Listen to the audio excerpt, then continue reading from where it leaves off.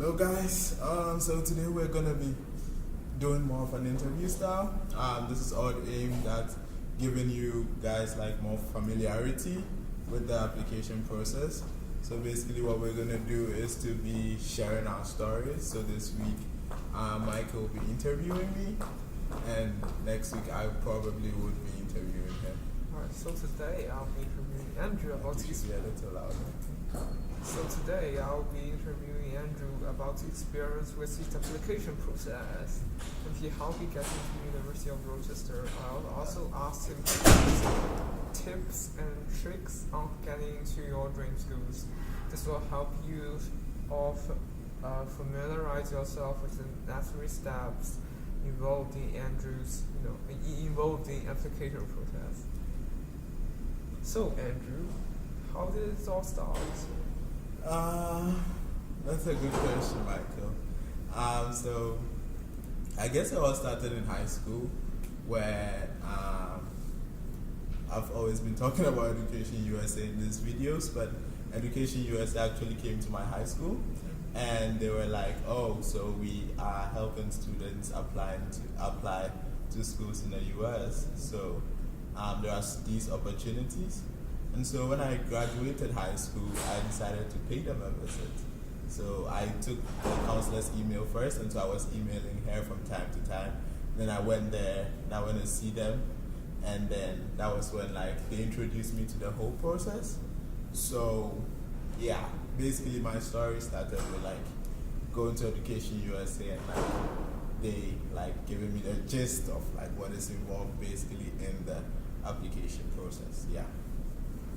So what did you do after that? What I did after that?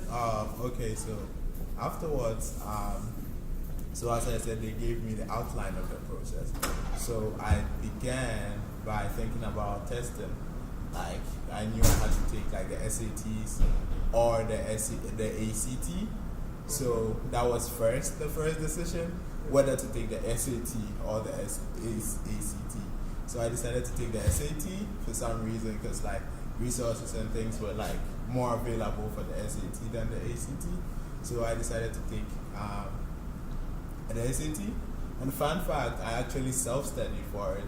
So I didn't really go to any training consults or anything, but I started by using Khan Academy, and then passed exams, working through them, and looking for videos on tips and tricks on how to maybe get a perfect score in the SAT. I didn't get a perfect score though, but yeah. So when that was done, I actually took my first SAT in October, and I wasn't that pleased with the scores. I'm not gonna share the scores on the channel. I mean that's a pretty decent score for self-study in person. Yeah. Because for me, I didn't self-study, but yeah. For my first time, I guess exactly the same score. Okay. So yeah. So I got my first score back, and then so actually, as we mentioned, there are timelines. So there's the early decision timeline, then the regular decision. So early decision usually ends around November 1st. So if you're looking at applying early decision, your application should be getting together by now. So I was looking into first researching schools, as we have discussed on this channel. So I looked into my options, and I had a list of 15 schools I wanted to apply to. And so there was this one day where my counselor emails me, and she's like, "Have you looked into University of Rochester?" And I am it's on my list.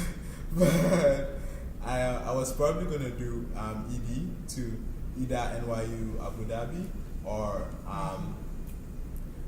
Vanderbilt, I think. Yeah, so at that point I was okay, let me look into it, and I'll get back to her. So I looked into the school, and they had all these amazing things, the open curriculum we're enjoying now, and the research and for undergraduates and all those things. And I was this is really interesting. So I told her I was going to apply, and actually she was "Oh, so there's this scholarship that it takes 1% of the whole freshman class, right?" And it's called the Handler Scholarship. So it is for people who cannot afford the education, but they are like they see potential in them to become like future leaders, and like they have done lots of community work and like all those kind of things. So when I looked at it, I was like, oh, this scholarship also seems interesting. So I decided to apply basically, and so she nominated me for that scholarship, and the scholarship board actually reached out to me and they were like, oh, so we've seen that your counselor nominated you for the scholarship, so we want you to submit your application by November 1st. Okay. So looking at it, I decided that, oh, since I am applying like by November 1st, why not do early decision? So I decided to do an early decision application to Rochester, and the thing is, like, for the scholarship too, you have to get into the school first before you're considered. So I had to apply. So I used a Common App, and then like first got recommendations from my teachers, and then from my counselor, and like awards I have got. Like make sure I put them together. Like essays, that was like a big one. So like I had to like write the essays. I had already like written my Common App essays and all those things, and so I just like put my application together basically, and then attach my scores, make sure my counselor recommendations was intact, like everything was intact, and then I sent it, I think like 2 days before November 1st. So that was basically like what I did afterwards, like taking SATs. And also around that time I started an organization that basically like visits schools like in Ghana and like shares experiences, like just to motivate students to put their best into their education. So yeah, if any of you are in Ghana and you want to volunteer for my organization, just comment below and I probably will reach out to you. Yeah, and so that was basically most of the things I did, and that was like how like basically I think I got into it. Alright, so this is one final question, and I actually just added it into the question list like 5 minutes ago. Yeah. So Andrew, what's the worst thing happened to you in your education? Worst thing happened to me in my education? Okay, so worst thing happened to me in my education. Well, I would say usually bad things when they happen actually happen for us to learn from them. Because like, I mean, before I went to like senior high school, I was like in junior high school I was not so good at math.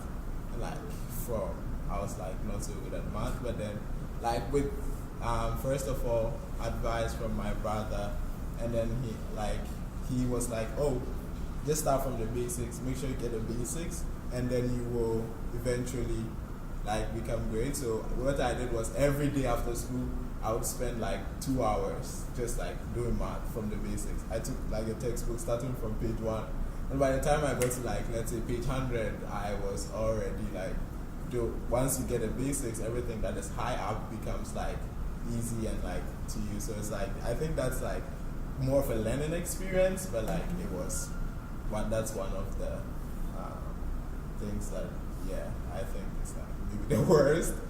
And also about the tips and tricks concerning the process.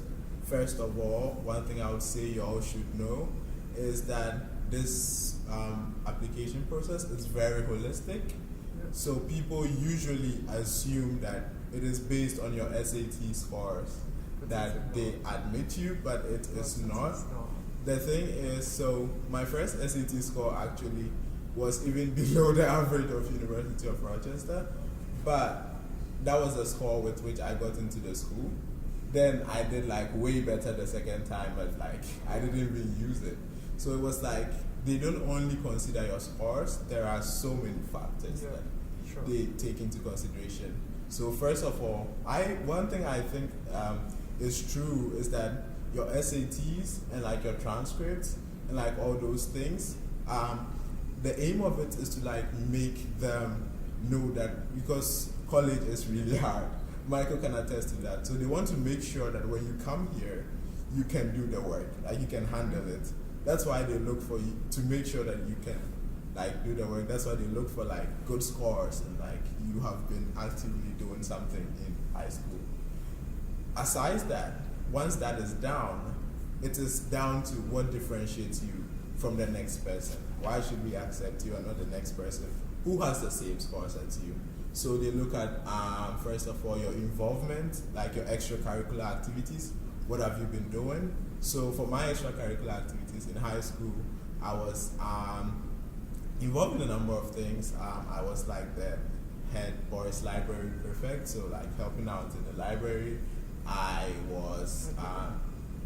You didn't know that? I did that. You did that. Oh, the okay. Same thing. I was interested. Oh, cool. And then I was involved in a number of clubs, like the science club. I was at a point in time we did like robotics. What else? Probably have forgotten, but like I was involved in like SU, like a number of clubs. And then aside that, also like I also got some like around 5 awards in high school. So like those awards also like were things that went to my credit. And then I had like teachers who knew me. That's one good thing too. Make sure that your teacher recommenders are people who know you, and so they can talk to who you are as a person. Because if it's just some random teacher who you don't have that connection with, they're just gonna write like a template basically, like that thing they call the testimonial. Never let your teacher send anything like that. It should be more in depth about like who you are, what are your values, how are you in class, like are you the person who would always like maybe lead the class when the teacher is not there, or are you the person who maybe you don't speak in class, but once you speak it's like everything the conversation turns around. It's like teachers who can speak to these things are like people you should be looking for to recommend you. And then basically I would say, so the process is very holistic. You should be looking at like who you are outside your studies. Your studies, of course, like your academics is the first thing. It should be like on point. Then after that, what else can you bring to the table to differentiate you from like other people? Yeah, so it's really been a great experience. Like, so. Alright, so I think that's all for today's video. Thank you, Andrew. Thank you, Michael, for interviewing. Alright.